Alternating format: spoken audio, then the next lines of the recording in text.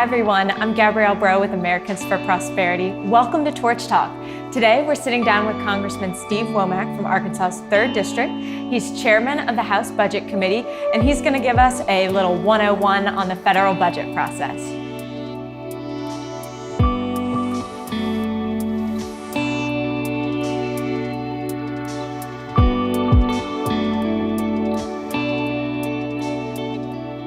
Congressman Womack, thank you so much for joining us today. It's a great honor to be with you. We are here in the Budget Committee hearing room, and I just want to talk to you a little bit about the federal budget process and your role as chairman of the Budget Committee. Can you give us a 101 on the budget process? So the answer to your question is we start with the president's budget.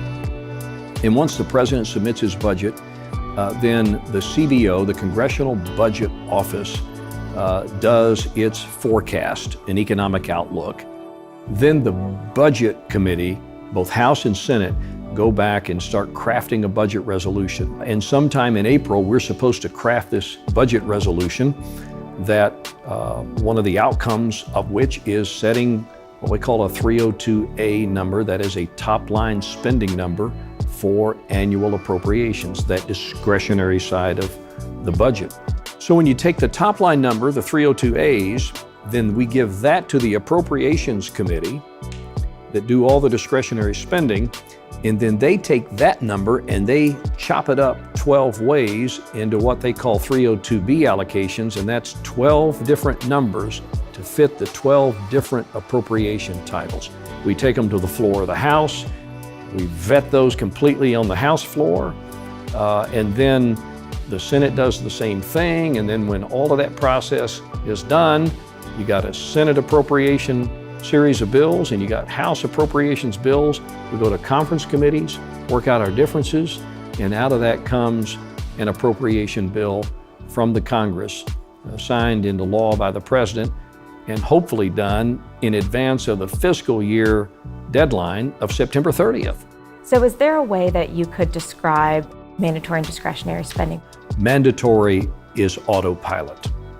That means it goes in perpetuity until such time that the Congress makes any changes to current law affecting those programs.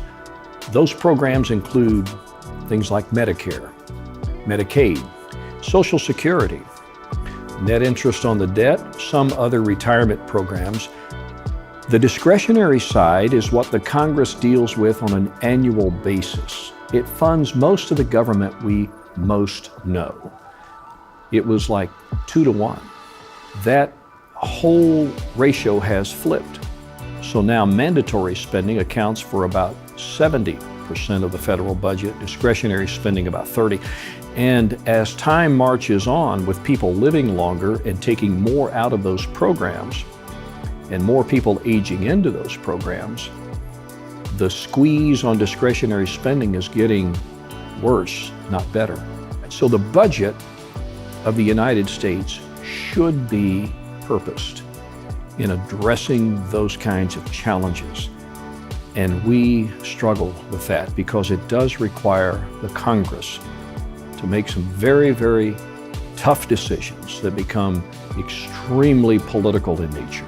So can you tell me about some of the incremental changes the committee is working on just to start working toward a sustainable path for the future? Particularly over the last year, with the Tax Cuts and Jobs Act to be one of those, the regulatory relief policies that the Congress has enacted that's taken some of the pressure off business, made it more competitive, created more jobs. So in our budget resolution, we call for reforms to some of the programs that drive the cost of mandatory spending higher and higher.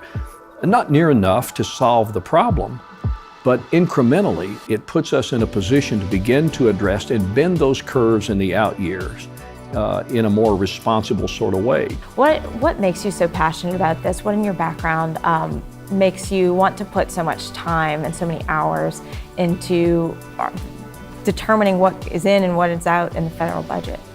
So the passion comes from a closely held belief that we ought to live within our means. I think that's fundamental. We ask families to do it. We ask business to do it. A lot of states do it. Just live within your means. Chairman Womack, thank you so much for taking the time to sit down with us today. Well, I'm honored to be with you. Thank you so much for the opportunity to talk about it today.